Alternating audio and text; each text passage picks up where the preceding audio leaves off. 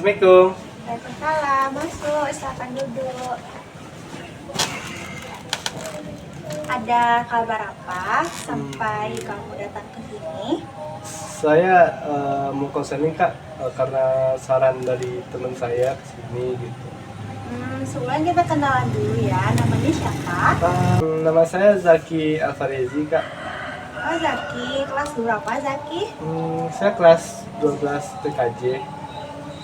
Kelas 12. Iya Kak. Sebelumnya Zaki udah pernah ikut konseling? Belum Kak.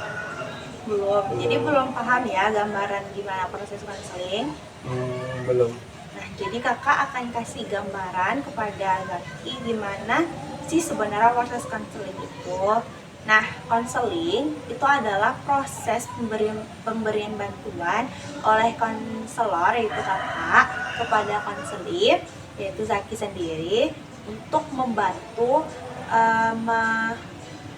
mengentaskan hambatan-hambatan atau permasalahan yang dialami oleh konseling yang Zaki alami, sehingga Zaki pun bisa mengambil keputusan Zaki sendiri. Iya Kak, paham. Nah, jadi tujuan dari konseling ini adalah untuk mengentaskan hambatan-hambatan yang menghambat perkembangan konseli sehingga konseli bisa mengambil keputusannya sendiri. Di sini paham ya? Paham Kak, paham. Nah, jadi di dalam proses konseling ini ada beberapa azas yang perlu kita laksanakan. Yang pertama yaitu azas kerahasiaan. Nah, jadi azas kerahasiaan ini adalah kakak sebagai konselor akan merahasiakan seluruh data atau keterangan yang menyangkut konseling, yang menyangkut Zaki. Jadi data-data yang kakak terima dari Zaki atau dari orang lain itu tidak akan kakak sebarluaskan atau kakak bocorkan.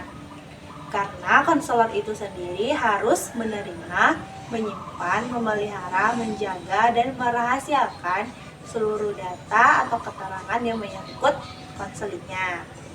Lalu yang kedua yaitu azas kesukarelaan. Jadi di sini Zaki diminta untuk bisa secara sukarela datang dan bercerita mengenai permasalahannya. Zaki kesini sukarela atau paksa rela? Sukarela Kak. Alhamdulillah, Zaki datang ke sini secara sukarela ya. Iya. Nah, karena datang secara sukarela, Zaki diminta untuk dapat terbuka dalam menceritakan permasalahannya. Karena ketika Zaki terbuka dalam menceritakan permasalahan, insya Allah solusi akan bisa kita dapatkan dalam proses konseling ini. Sampai di sini Zaki paham? Paham Kak. Paham. Nah, jadi sekarang apa yang Zaki rasakan atau apa permasalahan Zaki sekarang? Jadi Kak, pertemanan saya ini kayak renggang gitu. Padahal pertemanan ini udah dari SD sampai sekarang. Waktu itu entah kenapa renggang, waktu itu kan saya ngajak mereka main ke rumah, kebetulan saya lagi bosan gitu kan ada acara, terus saya ajak mereka datang di rumah, mereka kagak kehirauin gitu sama saya. Jadi mereka langsung pulang gitu. Sejak itu mereka nggak ada kabar lagi, di telepon kagak ngejawab, di chat kagak dibalas gitu Kak. Gitu. Jadi teman-teman Zaki itu merasa tidak dianggap waktu datang ke rumah, sehingga mereka jadi pergi dan tidak ada kabar gitu ya. Iya Kak, jadi waktu itu kan mereka pulang, saya chat, saya telepon, kayak mereka kagak ngebales gitu. Jadi saya juga bingung nih, mereka waktu itu kenapa.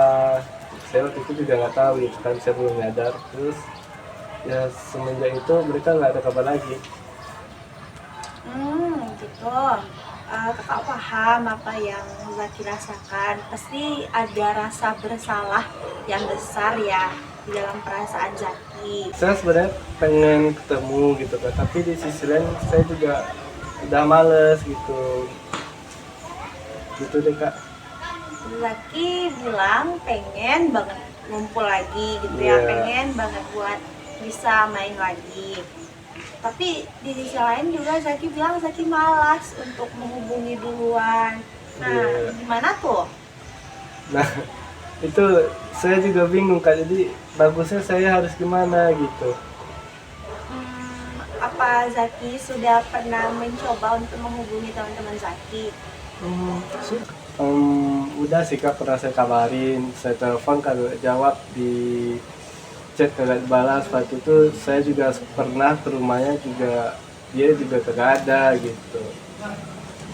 Udah berapa kali Zaki mencoba untuk menghubungi mereka? Kira-kira 3 kalian kurang lebih Kak, ya bukan 3 kalian, Selama? selama 3 bulanan. Hmm. Nah, gimana kalau misalnya Zaki coba untuk menghubungi mereka lagi, tapi disesuaikan jadwalnya? Karena kan mereka ada kesibukan.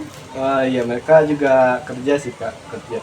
Nah, mereka juga ada kesibukan. Mungkin mereka nggak bisa sempat balas karena ada kesibukan.